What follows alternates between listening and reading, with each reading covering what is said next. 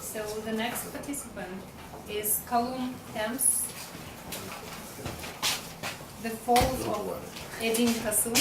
The fall of Edin Kasum. Calum.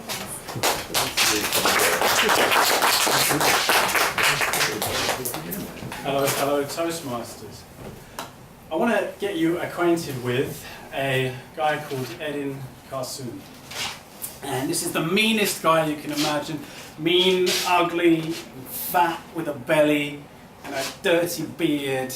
And he walks around. He's the owner of a restaurant.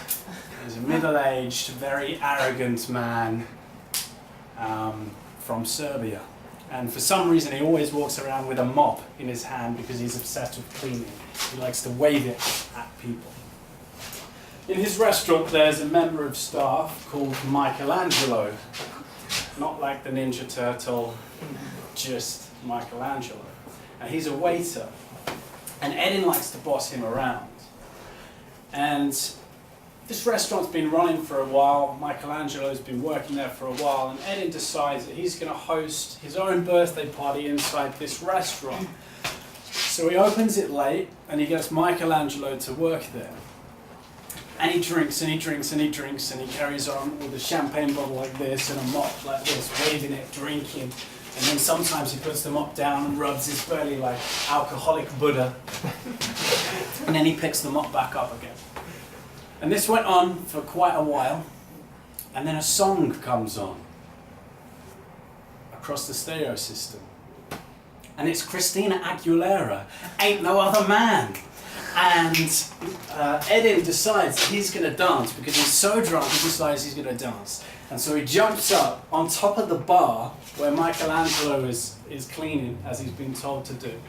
And Edin, drinking and waving his mop, starts singing, Ain't no other man, can't stand. And there's a giant chandelier, crystal and ornate. And Edin decides he's going to grab hold of it, pretend it's a woman and try and do some kind of pole dance maneuver on it.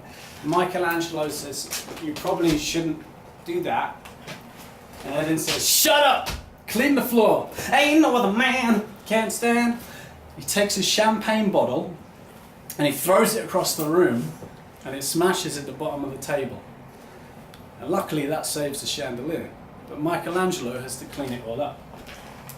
So Michelangelo hates his job, really hates his job. And about a month later, he's still hating his job. And Edin has a chore for him to do. Edin says, hey, Michelangelo, come out the back. And they're outside the back of the restaurant, where the garbage bins are. And Michelangelo points at the floor and says, I want you to clean that mess up. And guess what's on the floor?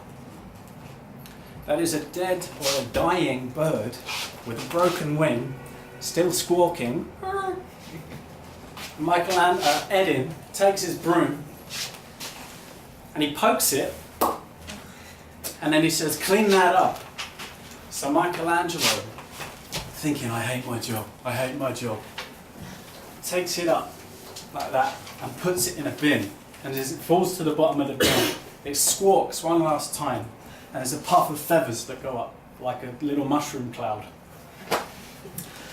And Michelangelo goes back into the store and he carries on working because he needs the cash.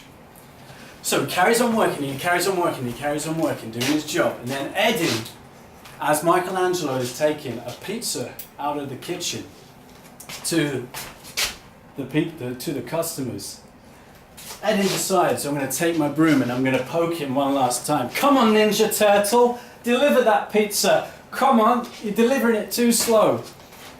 And Michelangelo trips up and the pizza smashes on the table and tomato sauce goes all over his customers. Sorry to use you as an example. And one of the customers wipes his jacket like this. And Michelangelo thinks, do you know what, that's it. I've had enough. I'm done here. I'm out.